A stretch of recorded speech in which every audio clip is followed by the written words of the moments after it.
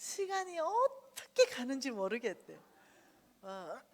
지금 연세가 어떻게 되세요? 네? 90. 와, 진짜 중국 할매하고 다르다 진짜. 네? 와, 90. 90 지금 청년, 갈렙 청년. 당신은 진정 갈렙 청년입니다. 네. 네. 청년의 기준이 뭐냐? 네, 청명하고 알아듣고 꿈이 있고. 네, 와, 진짜 저 어르신께서 90이 되셨는데 내 강의가 너무 재미있어서 시간 가는 줄 모르겠대요. 제가 중국에 강의 일주일 갔거든요. 중보 기도 및 영적 전쟁. 그 강의로 30시간짜리 강의였어요. 일주일 동안 30시간을 중보 기도 및 영적 전쟁. 이 강의를 하는데 교인 딱 2명 있었어요. 60 후반의 할머니 2분. 그래서 정말 열심히 강의했어요. 그리고 다 끝나고 할머니 중보 기도가 뭐예요? 그러니까, 몰라. 할머니 영적 전쟁이 뭐예요? 모른다니까. 제가 그날 거듭나는 날이었습니다. 강의 잘해야 되겠다. 그러면서 정말로 많이 훈련했습니다. 알아듣도록 강의해야 되겠다. 어렵게 강의하지 않아야 되겠다. 우리 예수님의 강의의 특징은 어린 아이부터 어른들 전체가 다 알아듣도록 강의한다. 이래서 제가 훈련하게 되었죠. 그 이후로. 근데 오늘 90 청년께서 재밌고 시간 가는 줄 모르겠다. 이러니 난 진짜 소망이 충만해졌습니다. 부산에 갔는데요. 80 몇 살 된 할머니 2분이 친구예요. 이 할머니 2분이 이제 나를 찾아온 거예요. 강의가 끝나고. 그래 할머니 하나가 강사님, 내가 무슨 어느 시장에서 국수 장사를 하는데 내가 국수 제일 좋아하거든요. 국수 종류 다 좋아합니다. 네, 어젯밤에 가서 라면 하나 먹었잖아요. 네, 근데 자기가 간사님 강의를 들어보니 나 잘못 살았다. 이제 뭐 5남매인가 6남매가 이런데 다 키워놓으니 아들이 뭐 교수도 하나 나왔고 뭐 변호사도 나오고 이랬는데 장가 가더니 자기를 거들떠 보지도 않는다는 거예요. 그러면서 이 할머니가 며느리를 잘 봐야 돼. 옆에 있는 할머니가 또 그래. 그러면서 강사님, 자식들 그 국수 장사로 다 키웠다. 내가 강사님 얘기 들어보니 이제는 내가 하나님을 위해서 살 때다. 나 이제 국수 말 때 소망을 가지고 말 것이고 아브라함의 씨로 말 거다. 이제 이런 거예요. 그리고 우리 교회가 짓는데 내가 헌금 제일 많이 할 거다. 막 이런 거예요. 그러니 옆에 있는, 그래서 내가 막 소망이 충만해졌어요. 그 옆에 있는 할머니가 무슨 우리 나이에 다 살았지 이러는 거예요. 그래서 내가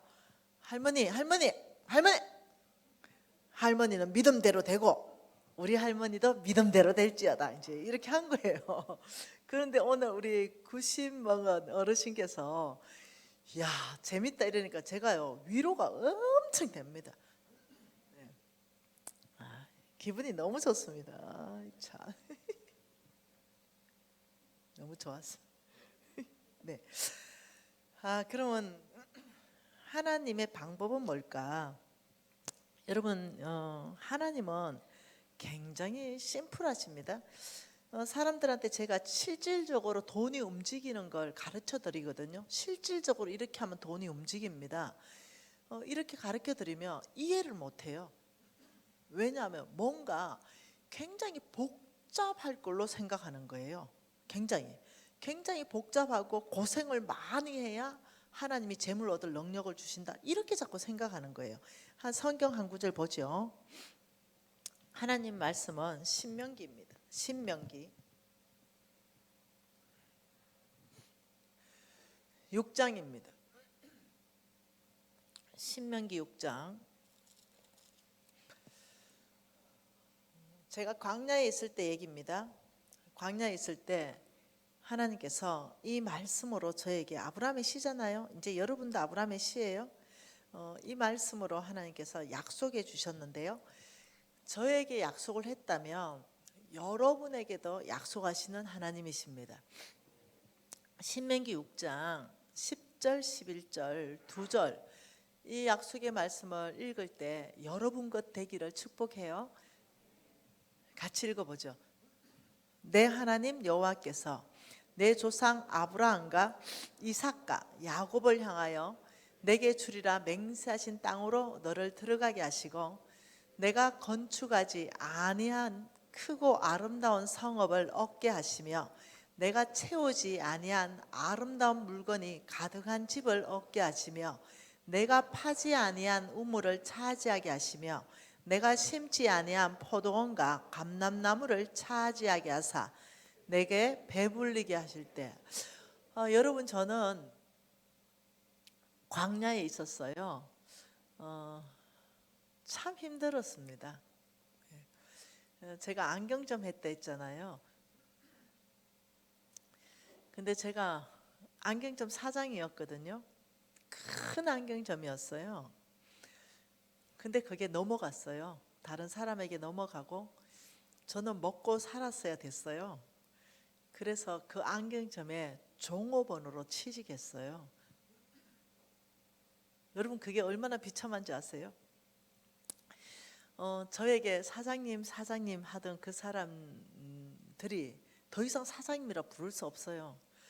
그리고 새로운 부장이 왔는데 저에게 김 선생 이렇게 부를 때 제가 깜짝 놀랐어요.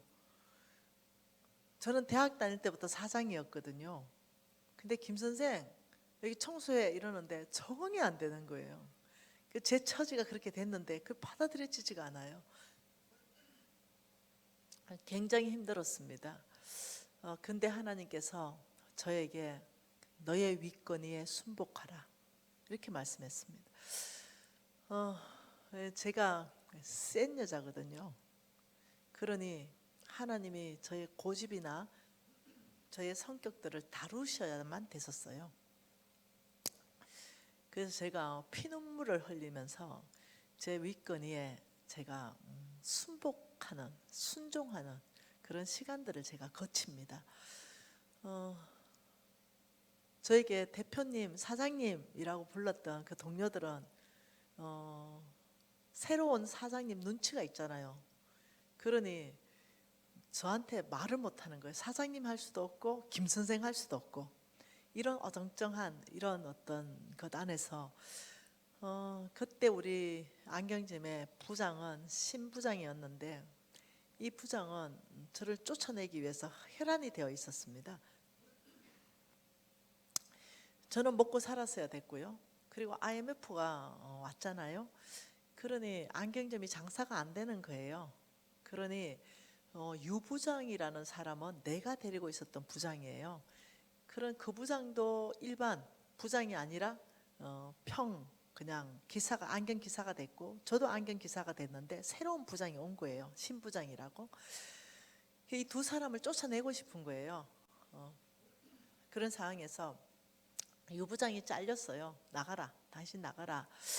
왜냐하면 이제 신부장이 새로 왔고 그리고 이 IMF 때 너무 장사가 안 되니 나가라 이랬을 때 제가 사장님한테 얘기했어요. 사장님, 지금 취직할 때 아무 데 없습니다. 여기 지금 애들이 있고 살아야 되는데 제 월급을 반을 나누겠습니다. 그때 제 월급이 300만 원이었어요. 저에게 150만 원만 주시고 유 부장에게 150만 원을 주십시오. 이 어려운 시기에 저희들이 함께 넘어가기를 원합니다. 제가 이렇게 결정했어요. 그때 저도 굉장히 어려웠거든요. 근데 이것이 저는 하나님 나라라는 걸 제가 알고 있었어요. 왜냐하면 제가 실수도 했지만 뼈대 있게 자랐어요. 믿음으로 우리 어머니한테. 그러면서 제가 사장님한테 한 가지 제안을 합니다. 사장님, 그런데 제안 한 가지 하겠습니다. 저한테 할당을 주십시오. 여러분 안경 기사들한테 할당이 있어요. 한 명당 한 달에 얼마를 팔아야 된다는 게 기본 할당이 있어요. 예를 옷가게 같으면 종업원들이 옷을 한 달에 얼마 팔아야 되는지 그래야 그 월급이 나오는 그 할당이 있어요. 그 한 사람당 할당이 예를 들면 뭐 3천만 원이다라고 쳐보십시다. 그러면 이 3천만 원 채우고 그 이상으로 파는 거, 그 이상으로 파는 거에 대해서는 저희들한테 10%를 주십시오. 이렇게 제가 제안을 했어요. 왜냐하면 할당을 못 채웁니다. 할당을 채울 수 있을 만큼의 할당이 아니에요. 그 뼈가 빠지도록 일해야 간당간당하게 할당을 겨우 이렇게 채울 수 있는 그 정도의 할당이기 때문에 그 이상을 팔아낸다는 것은 IMF 때 불가능했어요. 그런데 제가 그걸 제안했죠. 우리 유부장은 예수 안 믿었습니다. 근데 사장님이 그 이상 판다면 나야 좋지. 한 팔아보라고. 그러면 내가 그 이상 파는 거에 10% 주겠다. 이제 이렇게 계약이 됐습니다. 그리고 내가 유부장을 불렀습니다. 부장이 우리 할당 채우고 이것보다 더 많이 팔아야 먹고 삽니다. 아니면 둘 다 죽습니다. 예수 믿으시오. 이러니까 아유 사장님 예수 믿고 꼴 잘 됐다. 이게 우리 유부장님. 아이고 사장님 내 사장님 모시다가 거지 되고 내도 거지 되가 이 꼴 됐는데 맨날 예수를 믿습니까? 이러는 거예요. 제가 못 사니까 우리 예수의 이름이 명예가 땅바닥으로 추락되는 순간이었어요. 그게 너무 마음 아팠어요. 제가 어쩌다가 망했냐면은 안경점이 옛날에는 정찰제가 아니었거든요. 근데 참 제가 여기 있는 쇼케이스는 10만 원짜리예요. 여기 있는 거는 20만 원짜리고요. 그러면 플러스 마이너스 10% 11만 원 받을 수도 있고 뭐 9만 원 받을 수도 있고 이게 우리끼리의 사인이에요. 그런데 이제 아줌마가 왔네요. 아줌마가 왔는데 좀 어리숙한 아줌마, 착한 아줌마가 온 거예요. 그래서 제가 아주 친절하게 해가지고 잘 마음을 사서 10만 원 받아야 되는 거 15만 원 받았어요. 그리고는 이제 차트를 15만 원짜리 끊어서 가니까 저는 이제 제가 사장일 때였죠. 장사 수완이 좋다고 생각했어요.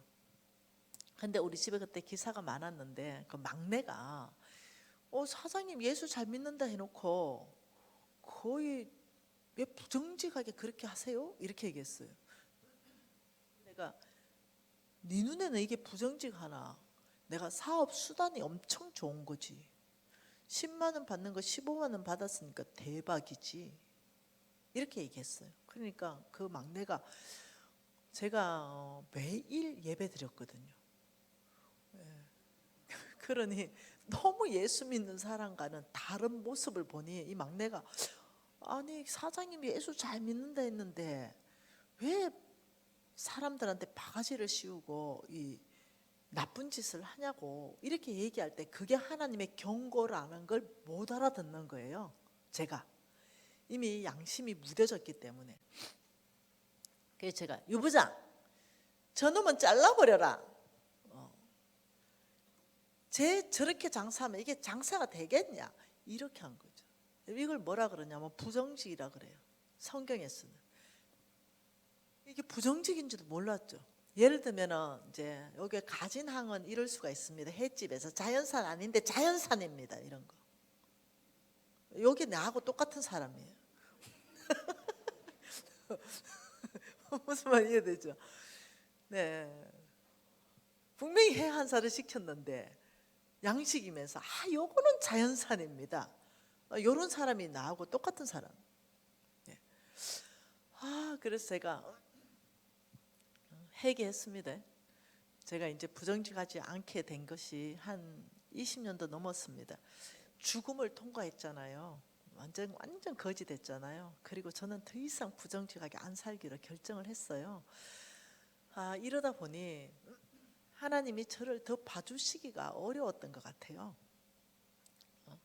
그래서 망해서 이제 유부장 보고 이제 둘 다 기사 돼서 일반 기사, 하나는 사장이 일반 기사 되고 하나는 부장이 일반 기사 돼서, 유 부장 내 월급 가지고 반땅 했으니까 야 어쨌든지 하나님이 도와야 우리 손님 많이 받으니까 예수 믿어라.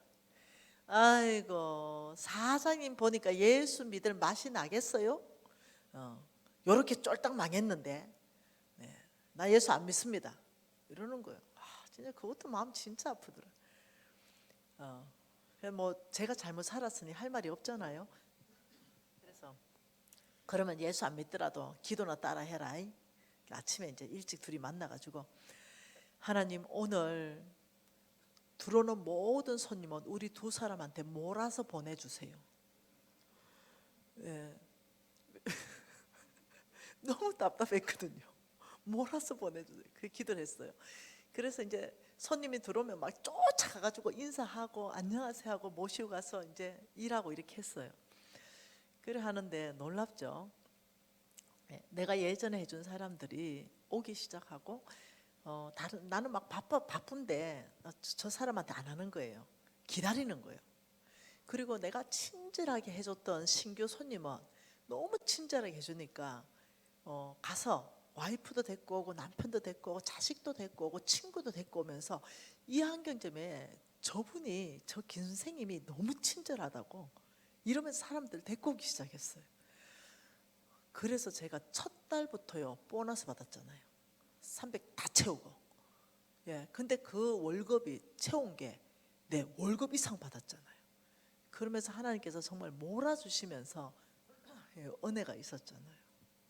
예.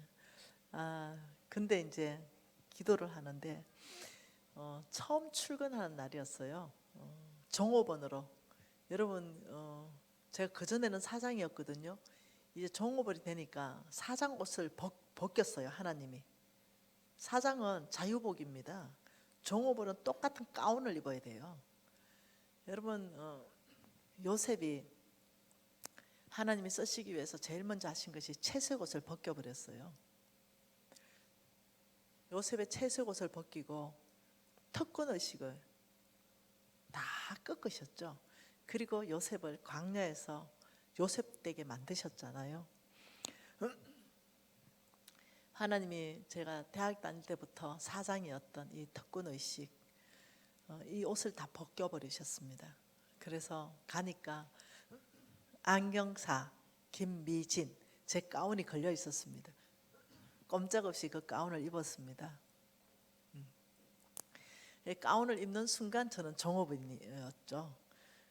그러니 제 단골 손님 와서서 물어봤어요. 와 어떻게 이렇게 됐냐고. 그 단골 손님 와서 김 사장님 이러니까 우리 신부장님이 그 사람이 이제 더 이상 사장 아니에요. 쫄딱 망해가지고 이제 김 선생이라 부르세요. 이러는 거예요. 와 여러분 이 자존심 진짜 상하더라. 여러분 이 죽음을 한번 통과해봤습니까? 그리고 대학 교수님이 한 분 계셨는데요. 제 단골이었습니다. 이 대학 교수님은 너무 점잖으시고 너무 젠틀하세요. 제 단골이었고 제가 참 잘 섬겼던 교수님이신데 제가 이제 안경을 해주고 있는데 또 와가지고 신부장이 얘기하는 거예요. 이 대학 교수님이 당연히 나보고 김 사장님 이랬을 거 아니에요. 아이고 이 사람 김 사장이라 하면 안 돼요. 망해가지고 여기 종업원으로 취직했어요. 또 이러는 거예요. 그냥 칵 때려주고 싶잖아요. 여러분 이거는 안 당해본 사람은 몰라요. 하나님께서 얼마나 혹독하게 저를 훈련시켰는지 전 죽음을 통과한 것 같아요. 그래서 그날 저녁에 첫 출근하고 종업원으로 첫 출근하고 하루 종일 그걸 당했거든요. 그 일을 제가 버럭버럭 갈았습니다. 그리고는 아무도 없는 이 성전에 올라갔죠. 아무도 없었죠. 왜냐하면 12시 넘어서 올라갔기 때문에. 큰 성전이었거든요. 너무 속이 상했습니다. 아무도 없으니까 이제 문 걸어 잠그고 쫓아 올라갔습니다. 어디? 우리 목사님만 감히 올라가시는 광대상을 올라갔습니다. 여기 올라갔습니다. 그리고는 욕이라는 욕을 다 퍼봤습니다. 야, 신부장 이놈, 내가 너를 가만두지 않을 것이다. 이러면서 막 신부장 욕이라는 욕은 그 강대상에서 다 해버렸습니다. 그리고 하나님, 또 하나님한테 또 다 해댔습니다. 그러나 이렇게 말했습니다. 나 사장이야. 김 선생이 아니고 사장이라고. 나 김 대표라고. 이렇게 위해서 신부장, 너는 부장이지. 난 사장이야. 이러면서 이제 강대상에서 난리가 났습니다. 이제 내 혼자 뭐 얼마나 해댔는지 모르겠어요. 여러분 혹시 이해되세요? 한참을 하고는 이제 강대상에서 지풀에 지가 뻗어가지고 이제 누워 있었습니다. 헐떡헐떡하고. 근데 어디선가 매진아, 여러분 나는 교회도 귀신이 들어오나? 12시 넘었는데 너무 겁나가 강대상 밑으로 들어갔어요. 네, 진짜라니까요. 매진아. 그래가지고 숨어가 가만 한참 있다. 누구세요?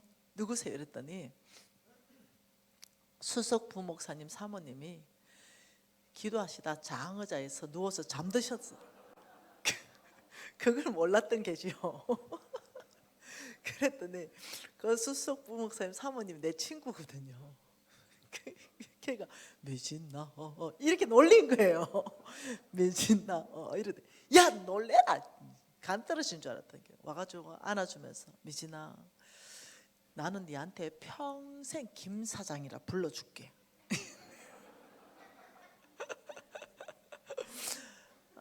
그런데 두 사람이 이제 손 붙잡고 이제 울고 불고 막 이러는데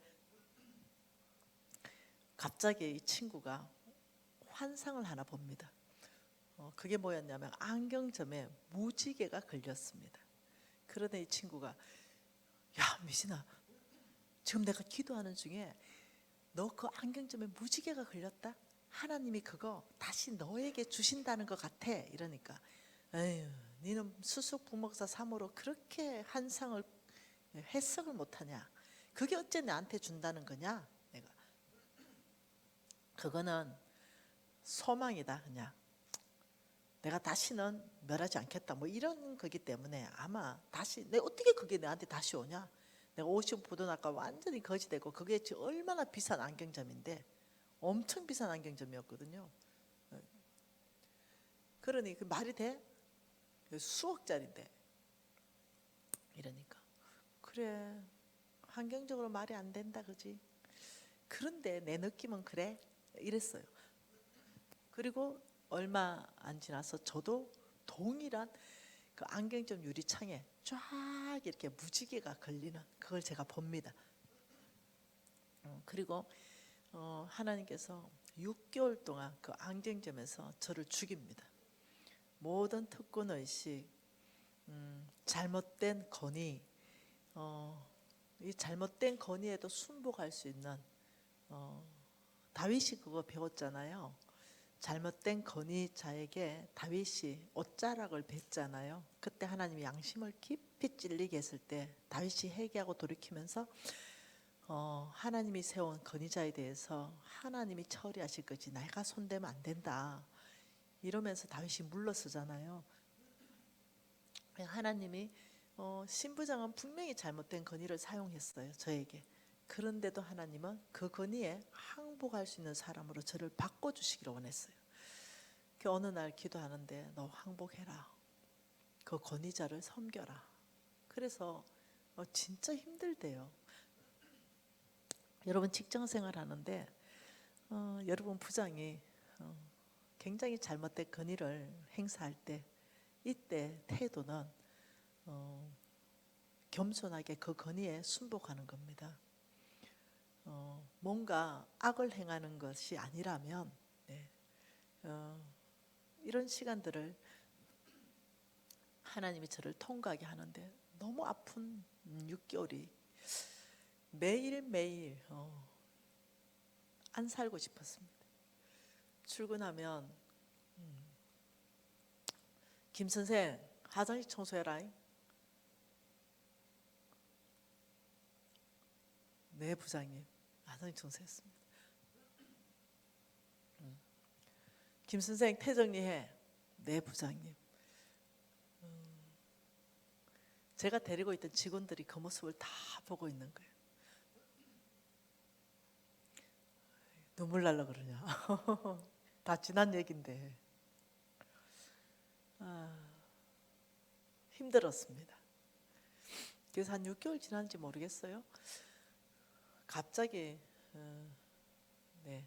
그 안경점이 아무튼 저에게 다시 넘어오는 일이 발생했습니다. 사장님, 대표님 집에 무슨 일이 아무튼 발생해서 그 안경점을 더 이상 할 수 없게 되어서 그 안경점이 저에게 다시 돌아왔습니다. 그리고 저는 팔았던 금액의 반 가격에서 열심히 해서 그걸 다 갚았죠. 지금 와서 생각해 보면은 하나님이 저를 쓰고 싶은데 저의 인격이나 저의 성격이나 이런 것들이 하나님 쓰기에는 많이 미달됐던 거예요. 그 하나님이 저를 쓰시고 싶은데 쓰실 수 없는 어떤 그런 사람인 거죠. 그래서 하나님이 그거를 바꿔주시기를 원했어요. 성장시켜 주시기를 원했어요. 여러분 그거 아세요? 성장시켜 주시기를 원할 때 어떤 사람은 거역하고 튕겨나갑니다. 근데 어떤 사람은 하나님의 손에서 성장하는 사람들이 있습니다. 마찬가지입니다. 우리가 하나님의 재물을 크게 다룰 것이고 하나님께서 저와 여러분을 쓰시고자 할 때 하나님은 그냥 쓰지 않습니다. 하나님이 사람을 성장시킵니다. 요셉을 쓸 때 하나님은 요셉을 성장시켰어요. 요셉은 특권의식이 있었고 채색 옷을 입었던 아이입니다. 그대로 쓸 수가 없어요. 그래서 요셉은 광야로 들어가기 시작했습니다. 광야 안에서 첫 번째가 그 깊은 웅덩이로 들어갔죠. 10명의 형들이 깊은 웅덩이로 밀어버렸습니다. 이때 요셉은 두려움에 떨었어야 됐죠. 그런데 요셉이 다시 노예 상인에 팔려갔잖아요. 노예 시장에 서 있었어요. 여러분 노예는 물건이거든요. 예. 그때 당시 노예는 사람이 아니에요. 그러니 때려보고 꼬집어 보면서 우리 고등어 한 마리 요즘 대구 많이 나잖아. 대구 명태 고르려면은 막 아가미도 이렇게 뒤집어 보고 친순한가 만져보듯이 이렇게 하면서 골라가는 거죠. 이때 요셉이 어땠겠어요? 모든 자존감은 깨져갔을 거예요. 네, 모든 특권의식도 깨져나갔을 거예요. 그리고 보디발 장군 집으로 팔려갔을 때 또 오해받았어요. 보디발 와이프가 요셉을 유혹했죠. 그때 옷을 벗어놓고 도망갔어요. 요셉은 죄짓지 않았어요. 근데 옷이라는 증거물이 있었은 거예요. 네. 그러니 이 사람을 딱 오해하기가 너무 좋은 거죠. 요셉은 하나님의 비전이거든요. 여러분 잘 들으세요. 요셉은 아브라함의 씨입니다. 요셉은 하나님의 비전이에요. 그러니 요셉을 죽여야 되는 거예요. 요셉이 살아있으면 너무 많은 사람들이 혜택을 봐요. 너무 민족 전체가 구원받습니다. 그러니 요셉을 죽여야 되는 거예요. 그러니 적들은 그 전거물 같은 옷을 잡고 어떻게 해요? 요셉을 죽이고자 했습니다. 여러분 하나님의 사역을 하면 오해받는 거 당연합니다. 하나님의 사역을 하면 사람들이 죽이려고 달려드는 것이 당연합니다. 받아들이세요. 그거 주저하지 마십시오. 단지 내가 악을 행하지 말아야 됩니다. 요셉은 악을 행하지 않았습니다. 그렇다면 하나님께서 잠언서에 이렇게 말했습니다. 나는 정직한 자에게 방패가 되어줄 것이다. 정직하게 행했다면 두려워 떨 일이 없습니다. 예, 왜냐하면 하나님께서 나의 모든 앞길을 이끌어가기 때문입니다. 내가 옳은 일을 한다면 적들이 일어나는 게 당연합니다. 그거 무서워서 뒤로 물러서지 마십시오. 아브라함의 시기 때문에 하나님이 뒤처리해서 옵니다. 내가 할 거는 악을 행하지 않는 것입니다. 내가 행할 거는.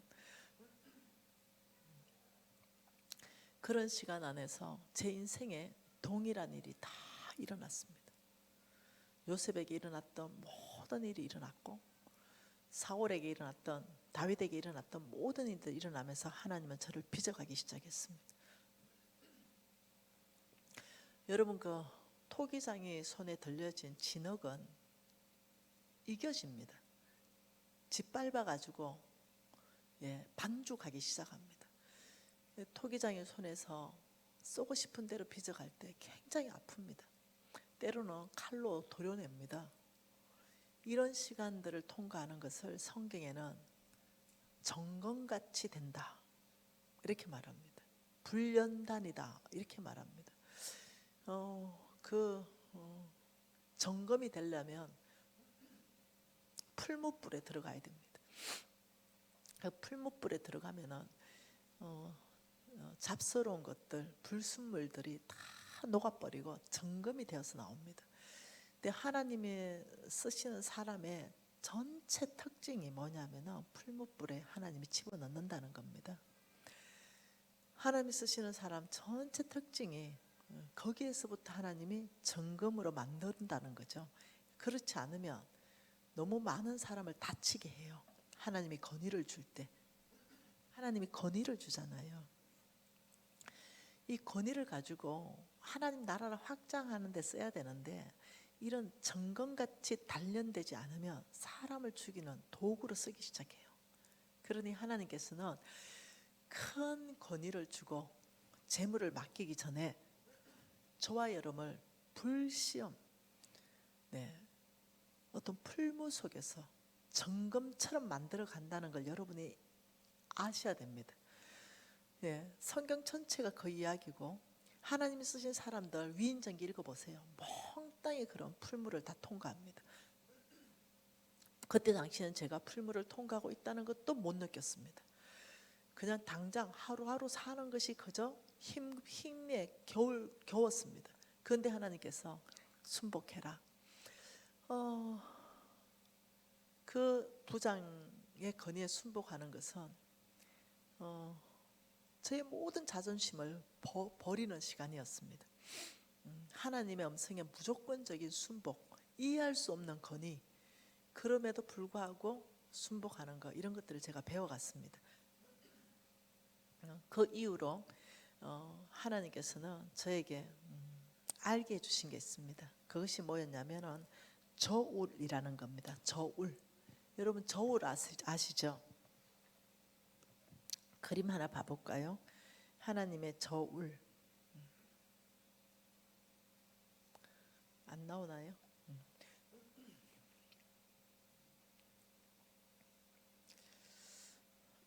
이거요. 저울. 이 저울은 물건을 다는 물건이거든요. 물건. 하나님 손에 저울을 저에게 보여주셨습니다. 하나님 손에 들려진 이 저울, 여기에 저를 달아보신 거예요. 그런데 제가 미달인 거죠. 하나님 저울에 달아보니 이런 거예요.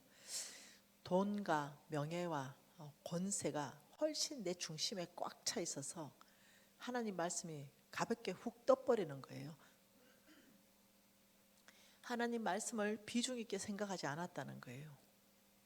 성경에서 하나님은 정직하게 행하라고 여러 번 말씀하셨거든요. 하나님은 성경에서 사업을 부정직하게 하지 말라고 여러 번 말씀하셨어요.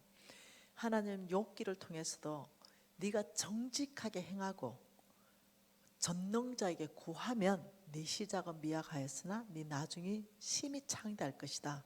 또 정직을 말했거든요. 하나님은 재물은 정직한 재물이에요. 근데 저는 하나님의 재물을 받기에는 너무 미달인 사람인 거예요. 부정직한 사업을 했잖아요. 이런 저울에 저를 달아보니 모자라는 거예요. 그 하나님 쓰실 수가 없잖아요. 그걸 하나님이 저에게 말씀해 주신 말씀이 사무엘 상입니다. 사무엘 상입니다. 2장입니다.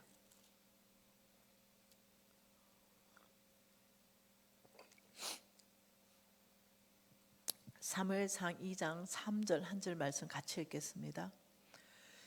심히 교만한 말을 다시 하지 말 것이며 오만한 말을 너희 입에서 내지 말지어다. 여호와는 지식의 하나님이시라. 행동을 달아보시느니라. 하나님 뭘 달아봐요? 행동. 하나님 뭘 달아봐요? 행동. 하나님 뭘 달아봐요? 달아보는 것은 저울입니다. 이 말씀을 조금 더 이해하시려면 잠언서 2장 가보면 좀 더 이해됩니다. 하나님 말씀은 잠언서입니다. 잠언서 24장입니다. 잠언서 24장 12절 한번 읽어보죠.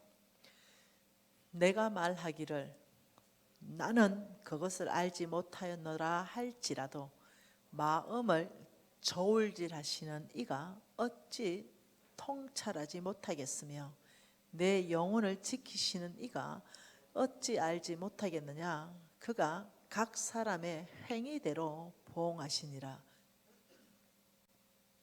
지금 여기에서는 마음을 저울질하시는 하나님, 저울. 제가 깊이 깨달은 게 뭐냐면 하나님의 손에는 저울이 들려져 있다. 네, 첫째, 하나님께서는 행동을 달아보시고 나의 행동을 달아보시고 하나님의 손에 이 저울은 나의 마음을 저울질하신다. 미달인가? 미달이 아닌가? 이걸 제가 깨닫게 되는 거죠. 하나님 말씀 한 구절 더 봐봅니다. 다니엘서입니다. 여러분 잘 아는 다니엘서요. 이 다니엘서 5장 25절 한번 읽어볼까요? 25절부터 27절 여러분 잘 아시는 말씀이죠. 같이 한번 읽어볼게요. 기록된 글자는 이것이니 곧 메네메네 대개 우바르시니라. 이 글을 해석하면 메네는 하나님이 이미 왕의 나라의 시대를 세워서 그것을 끝나게 하셨다 하며 대겔은 왕을 저울에 달아보니 부족함이 보였다 하며 하나님께서 벨사살 왕을 저울에 달아보니 부족했다 이렇게 말하는 여러분 이것을 하나님께서는 오늘날도 하나님의 손에는 저울이 달려져 있습니다. 그래서 하나님이 특히 재물을 주시는데 어떤 저울을 가지고 다는가 이걸 또 내일에 제가 한번 보려고 합니다. 하나님은 여러분 잘 아시잖아요. 이 벨사살 왕이 누구냐면 느부갓네살 왕의 아들입니다. 느부갓네살 왕은 여러분 이 다니엘서 5장에 한번 볼까요? 이 다니엘서 5장이 무슨 말을 했냐면은 여러분 느부갓네살 왕의 신앙 고백서가 다니엘서 안에 다 들어가 있잖아요. 이 느부갓네살 왕은 교만해가지고 하나님께서 이 교만을 징계하셨습니다. 그래서 7년 동안 짐승처럼 살다가 7년 후에 다시 왕으로 복권되었습니다. 이 느부갓네살 왕이 예루살렘 성전에서 하나님의 성전에서 쓰던 모든 기물들을 다 가져왔잖아요. 그래서 그 아들 벨사살 왕이 이제 5장 1절입니다. 벨사살 왕이 그의 귀족 1000명을 위하여 큰 잔치를 베풀고 그 1000명 앞에서 술을 마시니라. 벨사살이 술을 마실 때 명하여 그의 부친 느부갓네살이 예루살렘 전에서 탈취하여 온 금은 그릇을 가지고 오라 명하였으니 이는 왕과 귀족들과 왕후들과 후궁들이 다 그 그릇으로 마시려 함이라. 이에 예루살렘에 하나님의 전 성소 중에서 탈취한 은건 그릇을 가지고 오매 왕이 그 귀족들과 왕후들과 후궁들과 더불어 그것으로 마시더라. 그들이 술을 마시고는 검은 구리스의 나무 돌로 만든 신들을 찬양하니라. 그때에 사람의 손가락들이 나타나서 왕궁 촛대 맞은편 석회벽에 결자를 쓰는데 글자 쓰는 손가락을 본지라. 그 글자가 이제 메네메네 데겔 우바르 신입니다. 하나님께서 벽에다 손이 툭 튀어나왔습니다. 어떻게? 이렇게요. 하나님의 손이 나왔습니다. 그러면서 메네메네 데겔 우바르 신 딱 쓰면서 뭐라고 했다고요? 왕을 저울에 달아보니 미달이다. 그래서 왕의 나라가 끝날 것이다.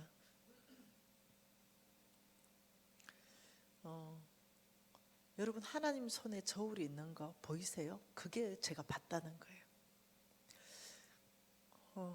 이게 광야 안에서 제가 참 건진 보화와 같은 거.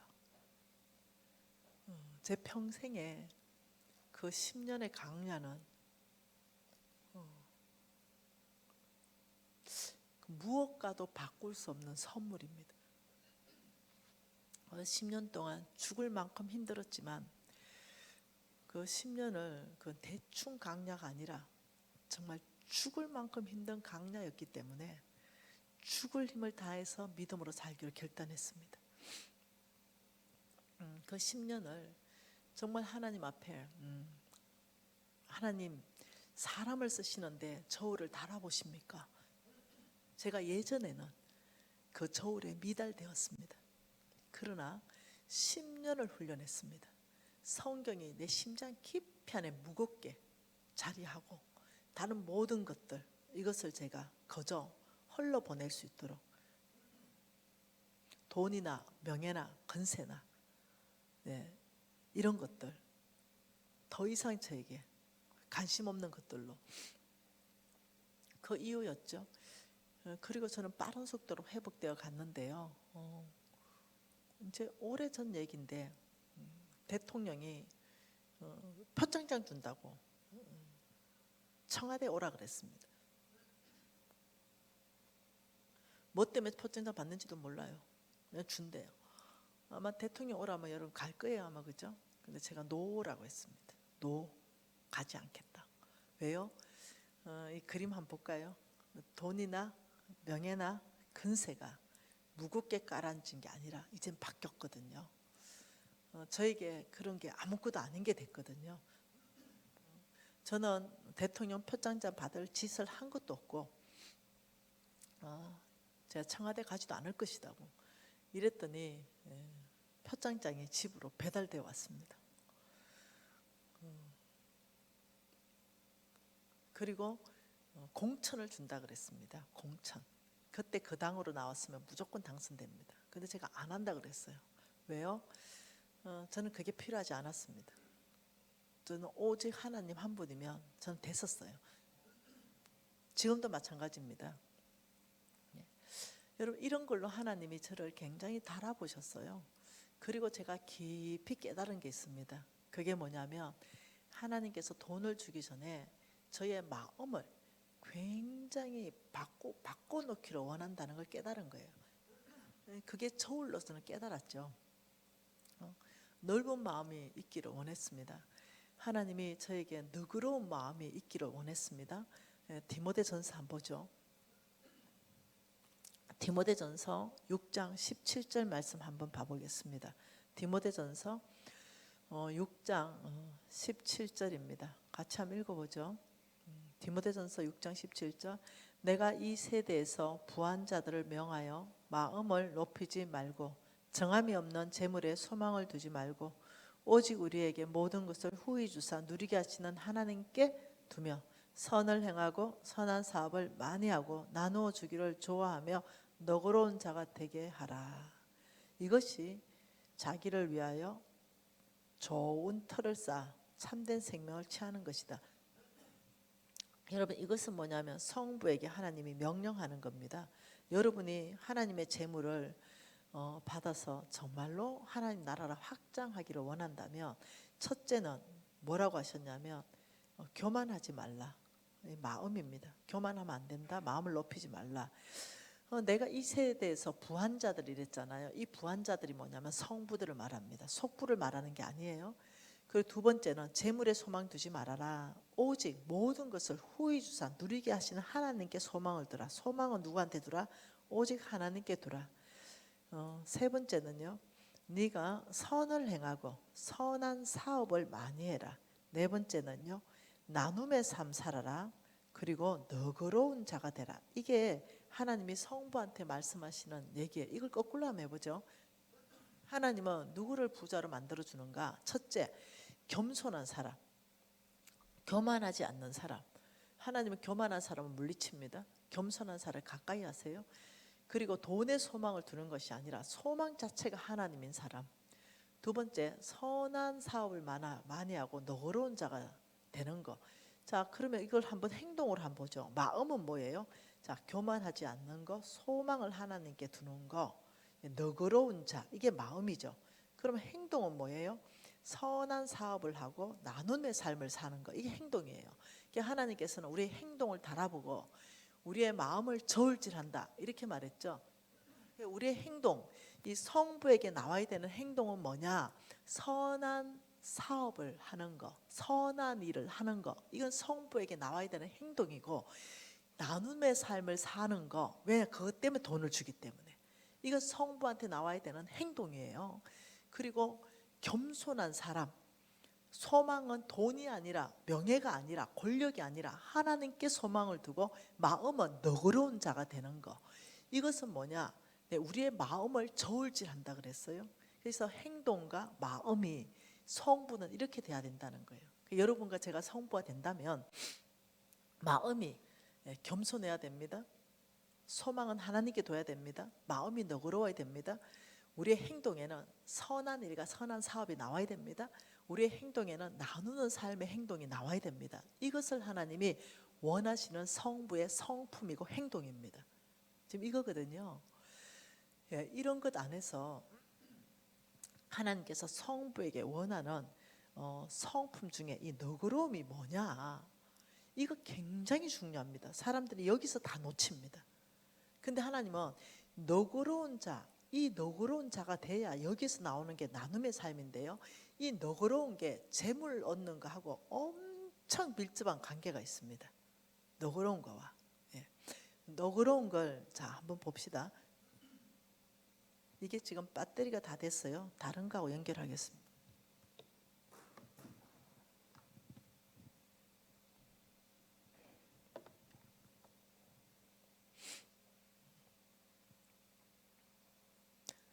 패스워드가 걸려 있네요.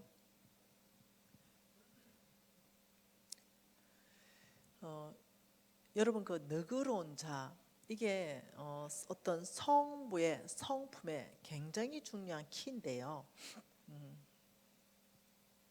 한번 그려보도록 하겠습니다. 하나님 말씀 여러분 꼭 심장에 넣어놓으세요. 지금 이 강의 너무 중요해요. 뭐라고요? 너무 중요한 강의예요. 네, 하나님 말씀은 이사야입니다. 이사야입니다. 32장입니다. 이사야 32장입니다. 17절 이사야 32장 17절 말씀 한 구절 볼까요? 공의의 열매는 화평이요 공의의 결과는 영원한 평안과 안전이라. 자 보십시다. 공의 이랬습니다. 공의 맞나요? 공의에 뭐가 있냐면 열매라 그랬습니다. 공의의 열매는 뭐라고요? 화평이다. 화평. 공의에 결과가 있다 그랬어요. 이거는 뭐라고요? 영원하다. 영원한 뭐요? 영원한 평안. 평안이고 영원한 안전이다. 공의의 열매가 화평이고 공의의 결과가 평안과 안전이다. 자, 이거 굉장히 중요한 말이죠. 여러분, 공의라는 게 뭡니까? 공의라는 것은 다른 말로 심판입니다. 심판. 잘한 건 잘했다, 잘못한 건 잘못했다. 이게 공의입니다. 그런데 하나님은 성부들에게 요청하는 성품 자체가 뭐냐면은 너그러운 자입니다. 너그러운 자, 그리고 겸손한 자입니다. 겸손이라는 정의가 뭔지 압니까? 남을 나보다 낮게 여기는 겁니다. 자기 자리, 자기 분수를 아는 게 겸손이에요. 그래서 이렇게 말했습니다. 남의 눈에 티끌은 보면서 네 눈에 덜보를 왜 못 보냐. 남의 흠은 티끌이라도 다 집어내면서 오히려 네 눈에 그 덜보는 네는 못 본다. 이게 교만한 사람의 특징입니다. 그런데 겸손한 사람은요, 내 눈에 티끌을 보고 남의 눈에 덜보를 안 봐요. 그러면서 하나님께서는 성부에게 뭐라고요? 교만하지 말아라. 겸손한 성품을 가져야 된다. 그리고 너그러운 자가 돼야 된다. 이게 다 연결되어 있는 얘기예요.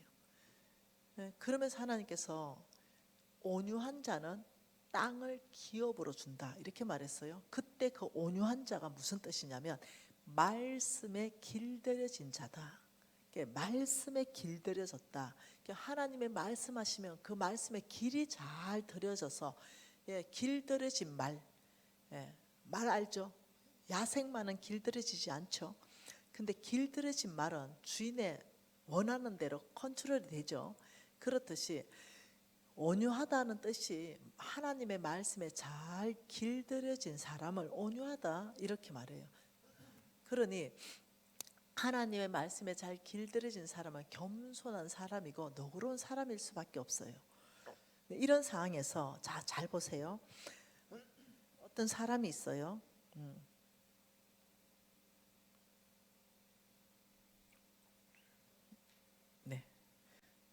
자, 어떤 사람이 있습니다. 이 사람은 이렇게 생겼어요. 그런데 이 사람에게 한번 그려봅시다. 자, 이 사람은 이렇게 생겼어요. 근데 이 사람에게 너무 조그만한 요만큼 죄가 붙어 있어요. 죄. 이건 죄예요. 그러면 이 죄가 엄청 크게 느껴지는 사람이 있는 거죠. 예를 들어서 이 죄가 만일 주의 종이다.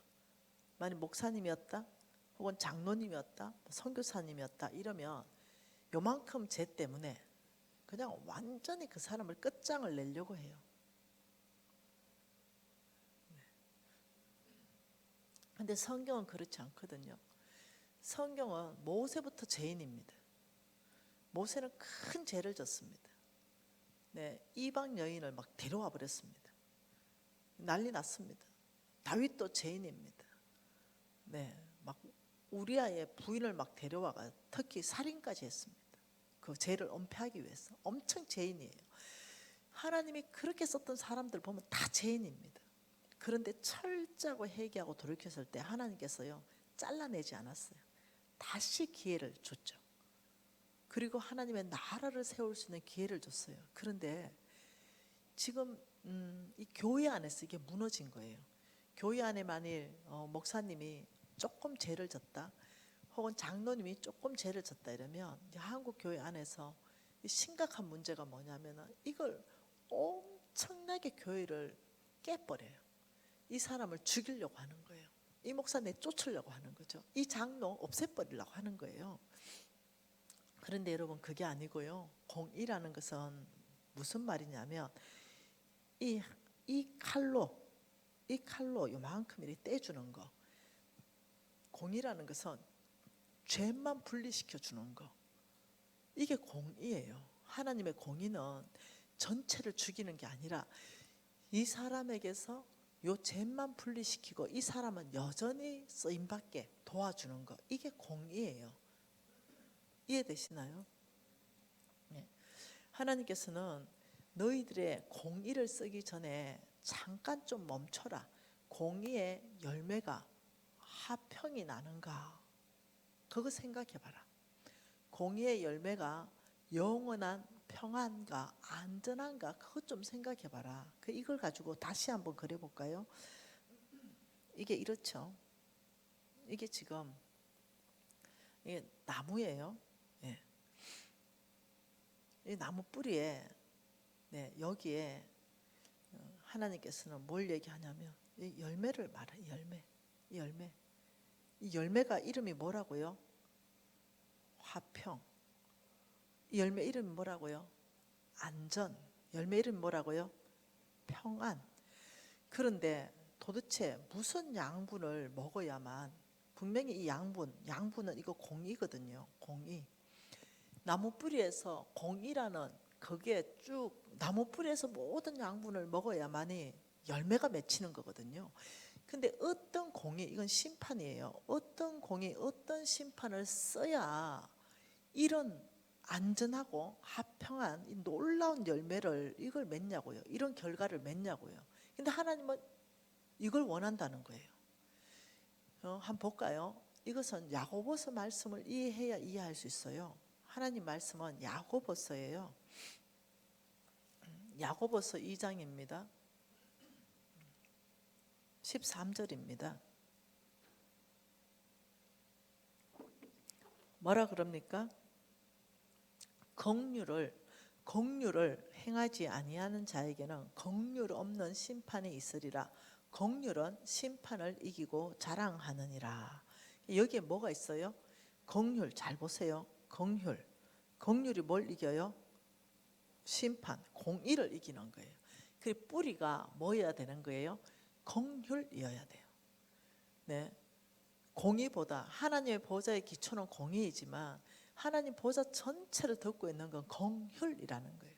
그래서 이 뿌리가 이 긍휼이 있어야, 이 뿌리가 긍휼이어야, 그래야 열매가 뭐냐면 화평하고 안전하고 평안한 열매를 맺어서 하나님의 저울에 너는 합격이다 이렇게 달린다는 거예요. 근데 많은 사람들이 이걸 잘 몰라요. 무엇을 하느냐? 죄가 좀 있다 이러면 그 사람을 죽이기를 원해요. 네, 여러분 교회 목사님이 죄를 좀 지면 출장 보내야 돼요. 완전히 그냥 영원한 출장, 지구를 떠야 됩니다. 미국으로 가면요, 미국까지 전화한다니까요. 그래서 우리 교회에서 이런 죄를 져가지고 갔는데 미국에서 잘라라 이렇게까지 하더라니까요. 한국 교회가. 이게 지금 한국 교회의 실정이라는 거예요. 실정. 아니요, 더 이상 이러지 마세요. 더 이상 이렇게 하면 안 돼요. 내가 복을 못 받아요. 내가. 그리고 내 자녀들이 복을 못 받아요. 이렇게 하면 안 돼요. 온유한 자가 땅을 기업으로 얻는다. 여러분, 너그러운 자가 돼야 돼요. 여러분, 이거는 여러분 모두가 죄인이에요. 세상에는요, 두 가지 종류의 사람밖에 없어요. 뭔지 아세요? 걸린 놈, 안 걸린 놈. 이 두 가지입니다. 네. 제가 아직 살아 있다면 안 걸린 거고요. 네. 무슨 말 이해되죠? 하나님의 기준점에 어떻게 부합할 수 있습니까? 은혜로 살지요. 여러분, 은혜로 삽니다. 그러다가 혹시 실수로 죄를 지었다면 그 죄만 딱 분리해 줘야 되지, 뒤에서 당짓고 뒤에서 쑥도 끓이고 그 사람 죽이려고 하고, 만일 그 사람이 요셉처럼 옷을 벗어놓고 도망간 사람 요셉이면 어떡할래요? 정말 죄가 있는 게 아니라 그 증거물이 오시면 어떡할래요? 무슨 말인지 이해되세요? 그 증거물 옷인데, 눈에 보이는 증거물이 있죠, 옷. 우리 실제를 알죠?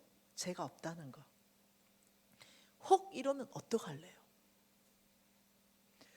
그 사람들은 너무 많이 증거 있어 이러면 그 증거가 단 줄 알아요. 예를 든다면. 혹시 이해되세요? 제 말이 무슨 말인지. 너무너무 위험한 세대에 사는지 우리가 살고 있는 거 아세요? 네. 증거물을 보지 마시고요. 그 사람의 인격을 믿으세요. 그 사람이 아니라면 아닌 거예요. 그걸 믿어주는 거예요. 그 사람이 맞다 그러면 회개하고 돌이키면 기회를 주는 거예요. 그래서 이렇게 해결할 수 있는 것은 독대하는 겁니다. 독대.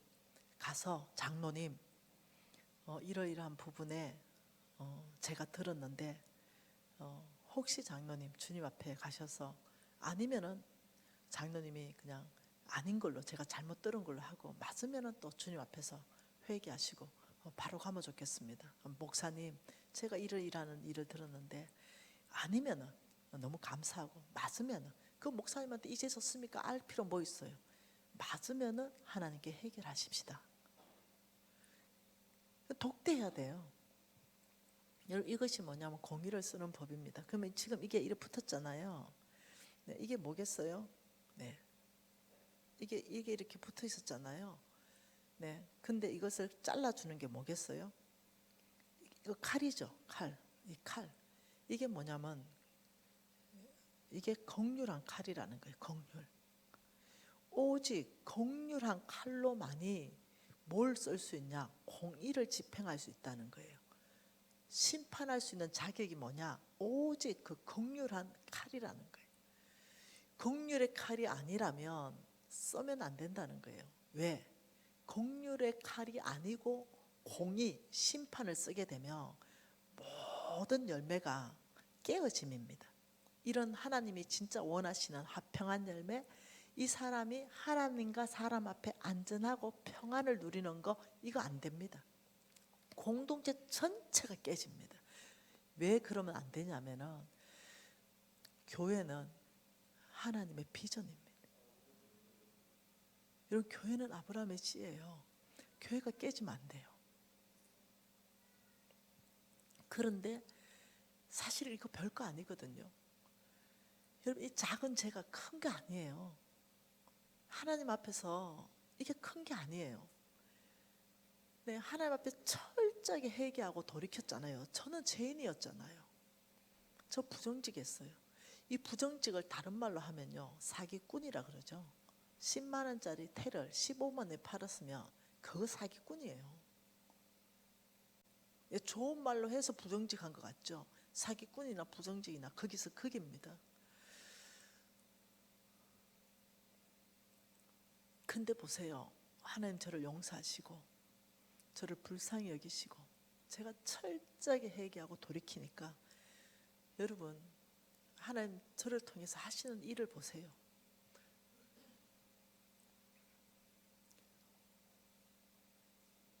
이게 하나님 나라거든요. 여러분, 너그러워지십시다. 교회다워지십시다. 예수의 피값이거든요.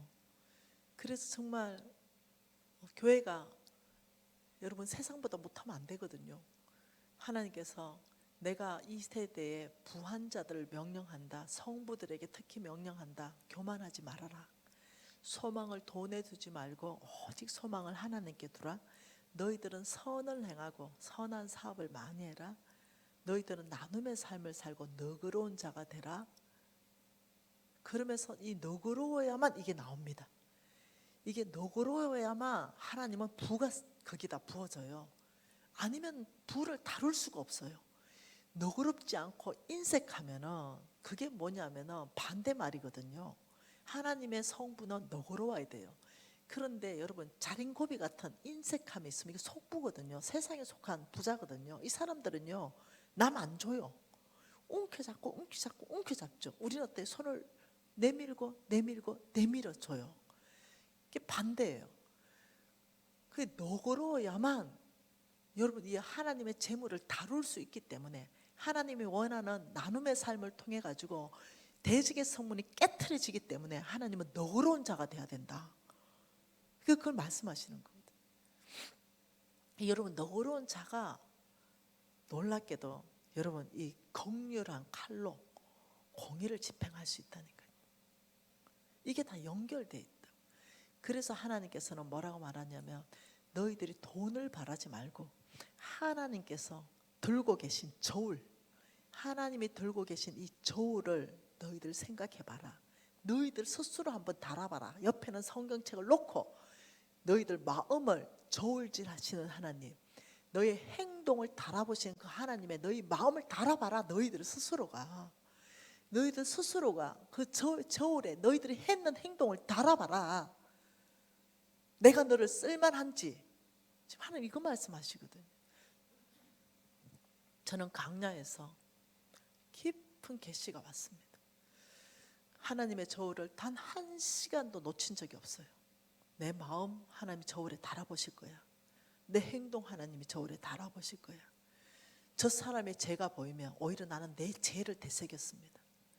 저 사람의 죄를 보기 전에 내 눈에 들보를 내가 먼저 보기를 결정했어요. 하나님 앞에 그냥 그렇게 결정했어요. 저는 바뀌어가기 시작했습니다. 저는 마음 넓은 사람이 되어가기 시작했어요. 그리고 오히려 나를 죽이려고 하는 사람한테 손을 내밀기 시작했습니다. 오히려 용서하기 시작했어요. 오히려 그를 축복하기 시작했습니다. 오히려 그를 품에 안기 시작했어요. 왜요? 네, 이 사람도 성장하고 있으니까. 여러분, 이런 사람이 뭘 다스릴 수 있냐면 제 물을 다스릴 수 있어요. 왜요? 하나님 말씀에 길들여지기 때문에. 하나님의 말씀에 길들여지는 것, 이것이 땅이 기업으로 온다는 거예요. 여러분, 우리 교회만 이렇게 공의, 이것이 공률, 내가 지금 이 쓰는 공의가, 여러분 이 그림 보면 머릿속에 넣으세요. 합평한 결과가 안 나오겠다? 내가 지금 심판하면 입을 닫아야 됩니다. 말하면 안 됩니다. 남편이 뭐 좀 잘못했어요? 정말로 이 잘못한 것 때문에 막 해버리면 가정 전체 깨집니다. 부인이 뭐 잘못했어요? 뭔가 공의를 써야 돼요. 자식이 뭐 잘못했습니까? 뭔가 공의를 써야 돼요. 이때 잘못 쓰면 전체 깨집니다. 여러분, 남편들은요 평생에 한 번은 실수하는 게 뭔지 압니까? 나보다 더 이쁜 여자가 눈에 들어온다는 거예요. 이게 평생에 한 번 실수하는 실수. 내 남편이 안 했다고요? 안 걸렸겠죠. 내가 얘기했죠. 걸린 놈, 안 걸린 놈. 네, 안 걸렸겠죠. 그런데 조금 나보다 더 이쁜 여자를 봤다고 해서 예를 들면 잘못된 칼을 들이대면 그때 사랑이 사라져버려요. 네, 그때 가정이 깨져버립니다. 네, 그때 사랑이 다 산산조각 나버려요. 이때 내가 뭔가를 공의를 쓰기 전에, 심판을 쓰기 전에, 자식을 향해서, 남편을 향해서, 부인을 향해서, 뭐 하여튼 쓰기 전에, 목사님을 향해서, 장로님을 향해서, 교회를 향해서 하여튼 쓰기 전에 그 결과를 먼저 머릿속에 생각하세요. 아, 합평한 결과가 나올 것인가? 영원한 평안과 영원한 안전 가운데 하나님과 교제가 더 좋아지고 이 사람이.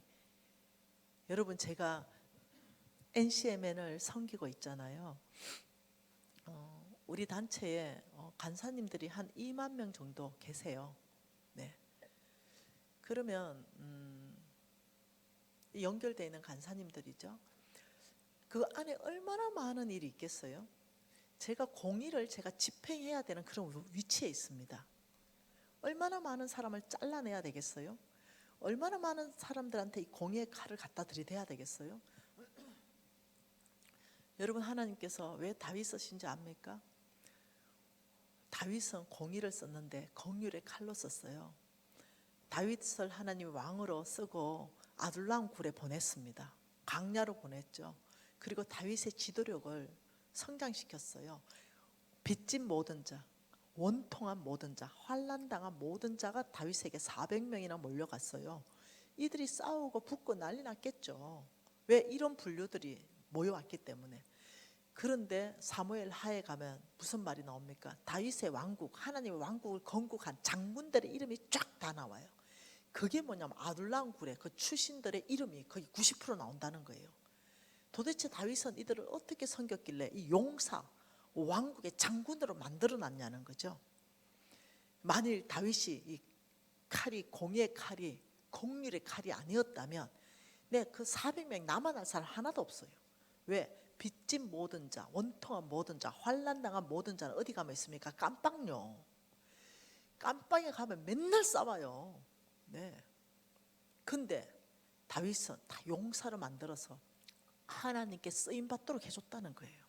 하나님은 다윗을 그걸 본 거죠. 마찬가지입니다. 저도 마찬가지죠. 잘못했다 하더라도 그 사람 잘못을 지적하는 것이 아니라 용납하고 용서하고 품어주고 회개하고 돌이키고 하나님께 전적으로 쓰임 받을 수 있는 길을 열어주는 거, 이게 내 역할이에요. 그리고 그 사람 안에 있는 죄가 있다면 그것만 아무도 모르게 분리해 주는 거, 이게 내 역할이에요. 여러분 아세요? 성경에 나와 있는 얘기인데요, 제가 오늘 성경은 찾지 않을게요. 이렇습니다. 이게 뭐냐면 하나님과 나 사이의 죄, 나와 너 사이의 죄, 나와 단체, 공동체의 죄, 이럴 때는요, 하나님과 나 사이의 죄는 하나님과 나와 해결합니다. 이것을 나와 너 사이의 죄는 나와 너 사이에 해결해야 되는데, 이것을 또 어떻게 해요? 둘이 죄를 졌는데 둘이 해결하지 않고 공동체 전체에다가 말하고 이런 거 덕이 되는 게 아니에요. 공동체에 죄를 졌다면 공동체 앞에 고백하고 용서 구하고 이래야 되죠. 이것도 지혜가 필요하다는 거예요.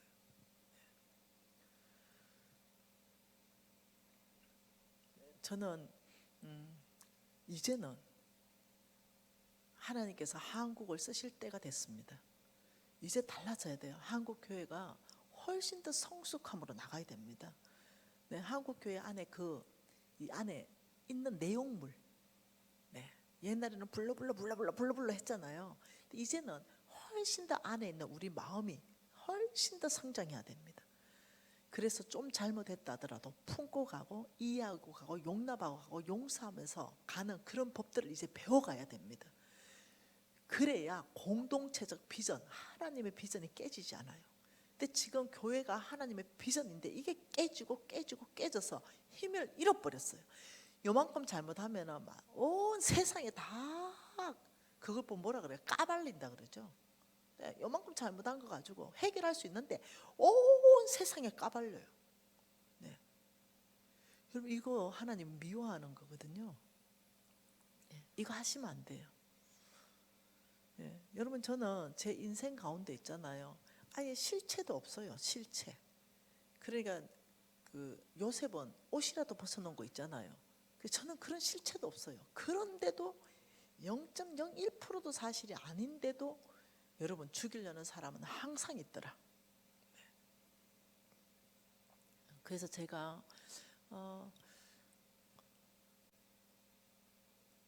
여러분 교회를 너무 사랑하는 것 같아요. 제가 오늘 기도하는데 어떤 마음이 있었냐면은 통일을 준비하는 교회다, 이런 마음이 제 안에 굉장히 강하게 들었습니다. 그래서 오래전에 이곳에 틀을 잡고 통일을 준비하는 교회 안에서는요, 여러분 마음 넓어야 돼요.